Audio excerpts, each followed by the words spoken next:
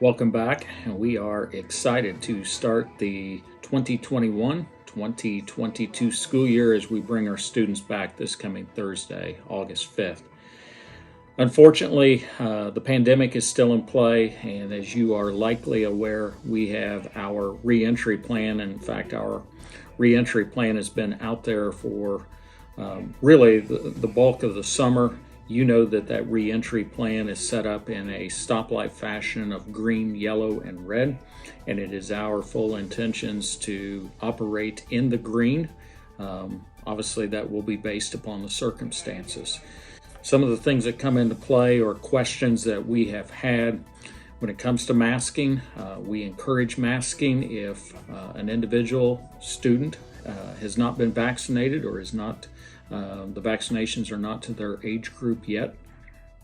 Obviously, that is a choice when it comes to the masking, but you as a parent, if you want your student masked, then we would ask that you have that conversation with them, and that if that is your expectation, then that will also be our expectation that your student is masked.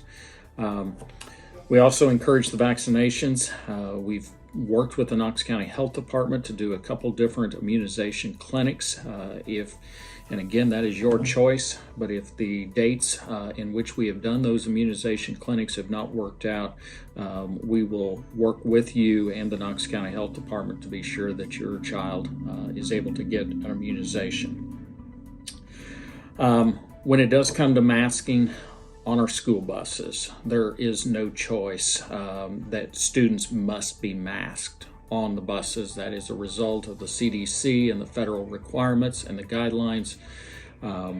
We will provide masks if a student does not have, but the driver and students must be masked on a school bus as it falls to the mass transit that the CDC has put out and that we are required to enforce.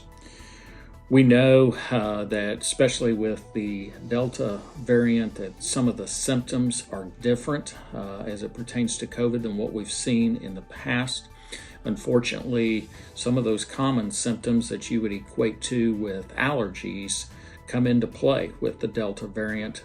Understand that our school nurses are just given the charge to enforce the guidelines that are given to us from the Knox County Health Department and the CDC.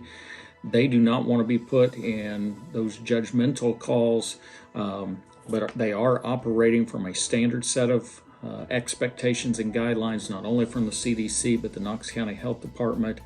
The bottom line is that if your student or child is not feeling well, then we would state to you that you need to keep them home. But I would also ask that if they end up going to the nurse's office and they are exhibiting some of the symptoms, and that could be a persistent cough or a runny nose, our nurses do not have any other choice but to send your child home. It's not something that they are wanting to do.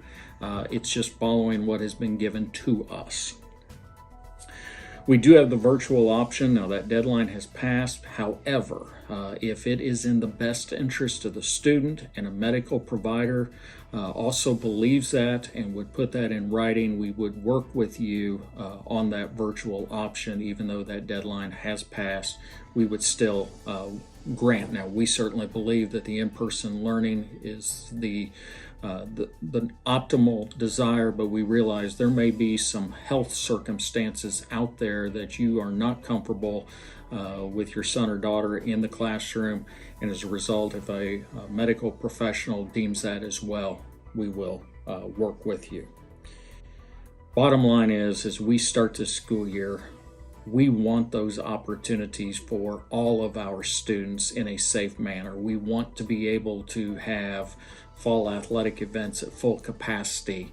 We want our band kids to have the opportunity to have a marching band season. And the bottom line is, we are here for the students, and that is what it is all about. And if we can take whatever necessary precautions to ensure that our students have the best opportunity, that's what we're going to do. And hopefully try to return school to some sense of normalcy, and we will continue to get there.